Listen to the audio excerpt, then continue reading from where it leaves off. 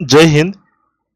जो छात्र छात्री मैंने 2027 मसीह आगु को प्लस टू बोर्ड परीक्षा देवे तो से मन में बर्तमान से गोटे प्रश्न जे आमर फॉर्म फिलअप केबे हेबो, फॉर्म फिलअप पाई किछि नोटिस आसिलानि कि नहीं, फॉर्म फिलअप केबे हुए केमिति हुए, एमती बहुत सारा प्रश्न से मन में रोची।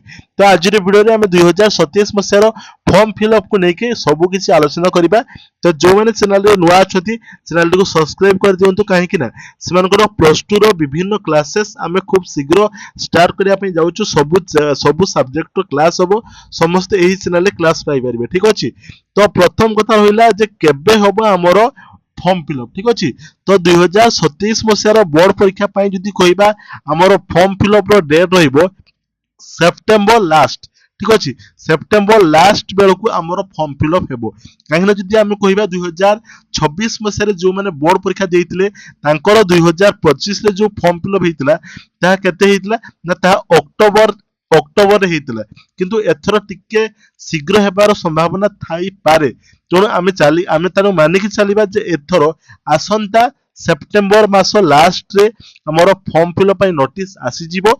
तापर से अक्टोबर फास्ट जदि भी सेप्टेम्बर लास्ट रे न आसिला तो अक्टोबर फास्ट रे नोटिस आसिकी आमर से अक्टोबर 10 सुधा आमर फॉर्म फिलअप निश्चित रूपे आरंभ हो समस्त बुझीपारे। ताणु तो सेप्टेम्बर लास्ट रे फॉर्म फिलअप नोटिस आसीबो, अक्टोबर फास्ट रे आमर कौन बना फॉर्म फिलअप हम बा एमती मध्य पारे सेप्टेम्बर लास्ट रे नोटिस आसिकी से 5-6 दिन परे परे फॉर्म फिलअप हेबो। आ सबुठु इंपोर्टेंट कथा रहिला फॉर्म फिलअप रे जो डेट आसीबो से डेट रे हमको जाइकी एडमिशन करिवार अछि।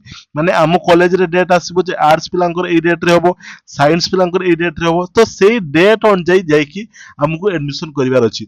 जदि आमे सेही डेट रे न जाई पारुचु ताहले हमको अन्य डेट रे कले मध्ये हेबो किंतु ता पय हमको फाइन देवा पय पड़िबो। आ इंपोर्टेंट डॉक्यूमेंट रे हमर आधार कार्ड हमर जो रहिछि कोन हमर जो फोटो लगी पारे तापर मैट्रिक सर्टिफिकेट लगे। तो एमती सब दरकार जिनस लगे जो सब कि प्रत्येक छात्र छात्री मान पाखे थाए।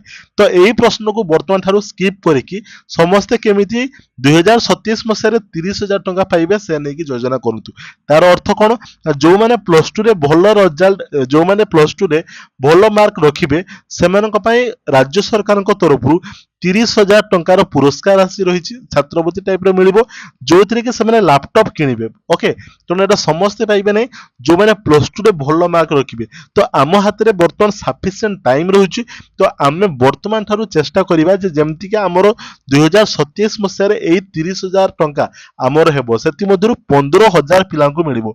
तो 15,000 पिलांकर जेतले लिस्ट आसीबो तो समस्त टार्गेट थिबा दरकार एई 15,000 पिलांको मध्यरे तांको नाम जेमति रहिबो। आ कोनोसी रिस्क माने नेबेनी, अल्प नंबर रखिबेनी, समस्ते हाई नंबर केमति रखिबे तार प्रचेष्टा वर्तमान ठारू करंतु। आमे मध्ये क्लास खूब शीघ्र आरंभ करिबा।